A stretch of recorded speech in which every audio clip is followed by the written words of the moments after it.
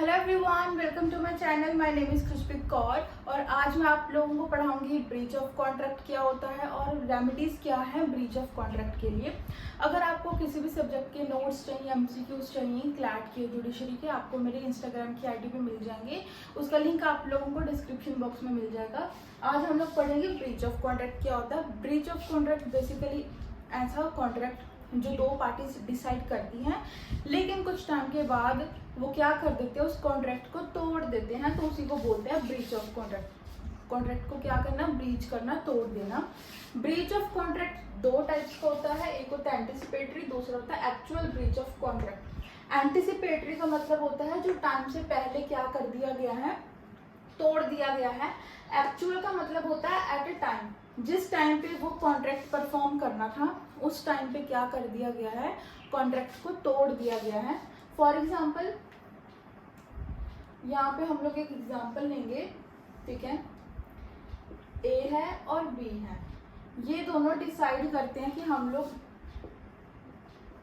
कि 10 अप्रैल को बी इसको क्या देगा, वीट देगा, और ये इसको क्या देगा, 100 रुपये, चलो 1000 रुपये देगा, ठीक है। लेकिन यहाँ पे क्या होता है, बी क्या करता है, ए उसको कुछ पेमेंट दे देता है, ऑलरेडी दे देता है, लेकिन बी क्या करता है, बी उस कॉन्ट्रैक्ट को तोड़ देता है 10 अप्रैल से पहले ही। उनका कॉन्ट्रैक्ट होता है 10 अप्रैल को कि हम लोग 10 अप्रैल को वीट मैं ले लूँगा और जो पैसे बचे हैं वो मैं दे दूंगा। लेकिन यहाँ पे 10 अप्रैल से पहले ही वो क्या कर देते हैं, कॉन्ट्रैक्ट को तोड़ देते हैं, तो उसको बोलते हैं एंटिसिपेटरी, ठीक है। दूसरा है एक्चुअल।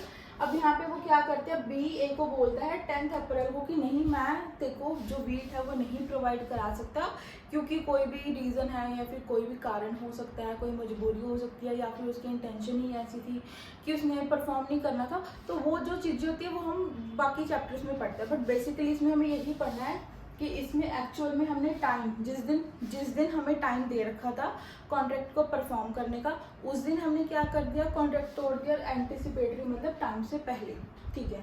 अब हम बात करते हैं रेमेडीज की। 4 तरीके की रेमेडीज प्रोवाइड की गई हैं। सबसे पहले है सूट फॉर डैमेजेस। रेमेडीज का मतलब समझते हो ना कि आपने किसी के साथ कॉन्ट्रैक्ट किया था, अगर सामने वाली पार्टी कॉन्ट्रैक्ट तोड़ देती है, ब्रीच कर देती है, देन आप क्या क्या चीज़ें कर सकते हो अपने बेनिफिट के लिए। फर्स्ट है सूट फॉर डैमेजेस। जो भी आपको नुकसान हुआ है, सामने वाली पार्टी ने फॉर एग्जांपल जो कॉन्ट्रैक्ट है वो तोड़ दिया और आपको उसमें 500, 1000 रुपये, 2000 का नुकसान हो गया है, देन आप क्या कर सकते हो, सूट फॉर डैमेजेस, मतलब आप केस कर सकते हो और आपका जो कंपनसेशन आप वो डैमेजेस वगैरह क्लेम कर सकते हो। तो ये पहली है। दूसरी क्या है, रेसिशन ऑफ कॉन्ट्रैक्ट। इसके अंदर क्या है, इसमें दोनों पार्टीज ही क्या करती हैं, ए और बी भी आपस दोनों में क्या कर लेती हैं। फॉर एग्जांपल बी क्या है, बी जो वीट है या राइस है वो प्रोवाइड नहीं कर पाता 10 अप्रैल को, तो वो दोनों ऐसा सोचते हैं कि चलो अब कॉन्ट्रैक्ट तो टूट ही गया है, ब्रीच हो गया है, तो ऐसा क्या, वो क्या समझ रहे हैं कि cancel the contract from the beginning, कि ऐसा कुछ है ही नहीं था हमारे बीच में कि कॉन्ट्रैक्ट टूट गया है।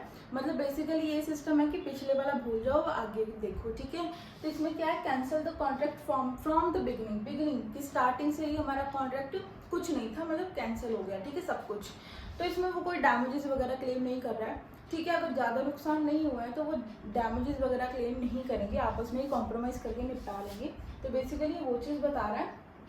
थर्ड है suit for specific performance. For example यहाँ ने ए ने बी को पैसे दे दिए हैं ऑलरेडी, अब बी को किसी ना किसी तरह अपना जो कॉन्ट्रैक्ट है वो परफॉर्म करना ही पड़ेगा। यहाँ पे बोल रहा है कि भैया मुझे मेरे पैसे वापस नहीं चाहिए, मेरे को वीट की ज़रूरत है, राइस चाहिए मेरे को, तो मेरे को प्रोवाइड करो किसी भी तरह। तो ये बोलता है सूट फॉर परफॉर्मेंस।